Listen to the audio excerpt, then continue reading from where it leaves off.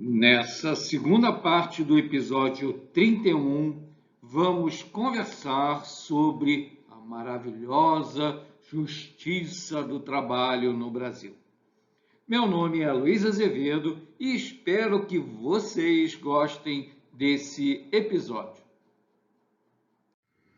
Mas nesse país de Macunaíma, da hipocrisia em grau máximo, temos ainda a felicidade máxima de ter essa magnânima instituição que é a Justiça do Trabalho. Atualmente, essa estrutura específica do Judiciário é composta por 3.600 magistrados, entre juízes e desembargadores, e 41 mil servidores, distribuídos em 3 instâncias. De terceiro grau, o TST, Tribunal Superior do Trabalho. De segundo grau, em 24 TRTs, Tribunais Regionais do Trabalho. E de primeiro grau, em 1.500 varas do trabalho. Essa é uma estrutura grande e extremamente custosa e que aumenta de sobremaneira as dificuldades de geração de emprego no Brasil pelos empreendedores. Lembrar sempre do dono da lojinha. O advogado e professor Rodrigo Saraiva Marinho destaca que o problema da Justiça do Trabalho no Brasil é que ela assume que o empregado é explorado pelo empregador. Esse é o fundamento central da teoria marxista de exploração do proletariado pela burguesia. Portanto, a Justiça do Trabalho no Brasil é uma justiça, entre aspas, ideológica e não tem a função clássica do judiciário, que é resolver conflitos.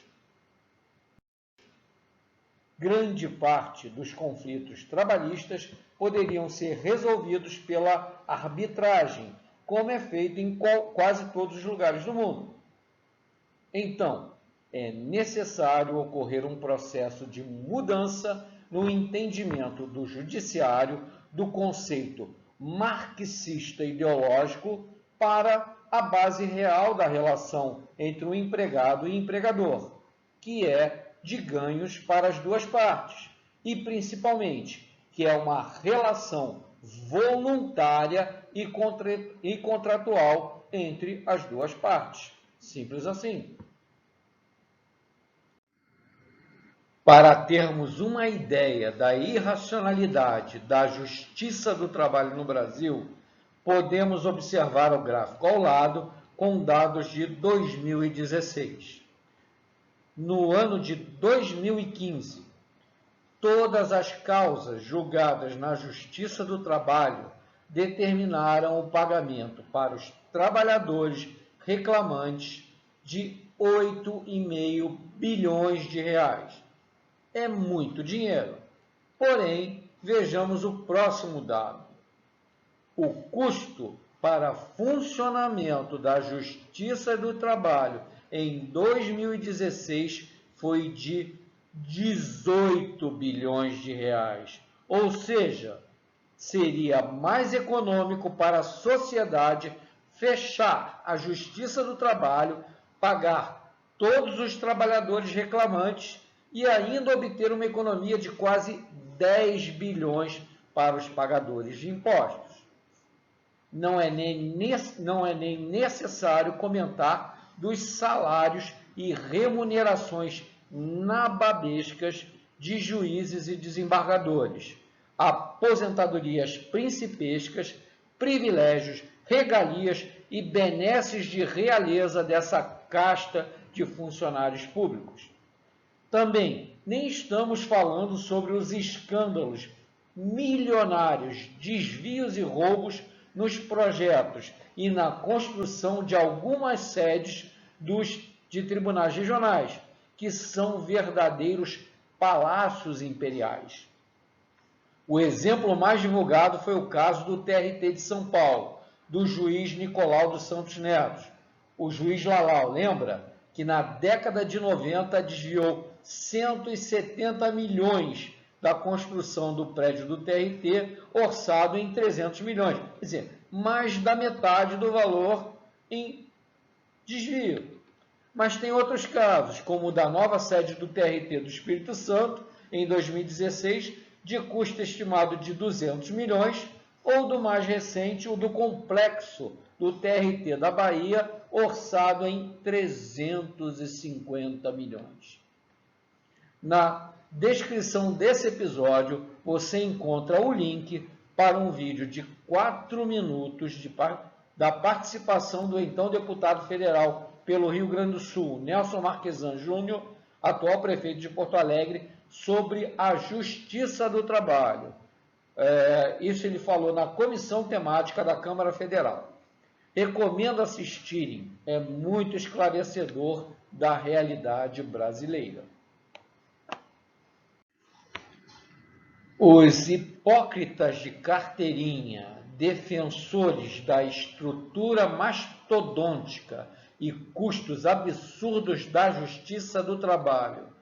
E aí, nesse campo, se juntam políticos populistas, sindicalistas pelegos, celebridades televisivas, argumentam que isso é necessário porque o Brasil tem muitas ações trabalhistas.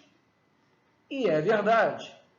Vamos dar uma olhadinha na comparação com outros países no quadro ao lado. Os dados a seguir se referem ao número de ações judiciais trabalhistas e individuais. Não te parece absurdo que deram entrada no Brasil só em 2016 aproximadamente 3.900.000 novas ações na Justiça do Trabalho? E que, com as ações já em análise, somaram um total de 8 milhões de processos trabalhistas para julgamento? Isso, enquanto na Espanha havia 200 mil processos trabalhistas em tramitação, e a Justiça Francesa, então, tinha 52 mil processos trabalhistas em análise. Por que tão poucas ações judiciais nos outros países? Em primeiro lugar, porque os seus tribunais de justiça se atêm apenas ao exame de disputas de natureza jurídica e se abstêm dos casos de disputa de natureza econômica, o que não ocorre no Brasil, onde a Justiça do Trabalho julga os dois tipos de conflitos. Ademais, nos países resenhados é comum o uso de métodos extrajudiciais, como autocomposição, conciliação, mediação e arbitragem, o que não ocorre no Brasil. A Justiça do Trabalho é um dos fatores que geram o famoso custo Brasil. Benefícios que muitas vezes parecem favoráveis aos trabalhadores acabam encarecendo os custos de produzir no Brasil e, principalmente, os altos custos de processos trabalhistas, mesmo sem fundamentos racionais.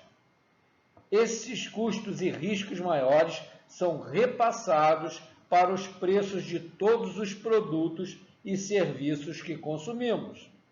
Para piorar, quando o custo de produzir no Brasil fica mais alto do que trazer o mesmo produto do exterior, fábricas são fechadas aqui, seus trabalhadores são demitidos e o desemprego aumenta. Com desemprego alto, os salários caem. Voltamos à fundamental lei da oferta e da demanda. Menos empregos, mais trabalhadores sem emprego, valor do salário diminui. Em resumo, os direitos trabalhistas que supostamente protegeriam os trabalhadores acabam gerando preços mais altos, desemprego maior e salários mais baixos. Básico. Na terceira parte do episódio 31, vamos conversar sobre a comparação dos custos trabalhistas em outros países. Meu nome é Luiz Azevedo e muito obrigado pela sua audiência.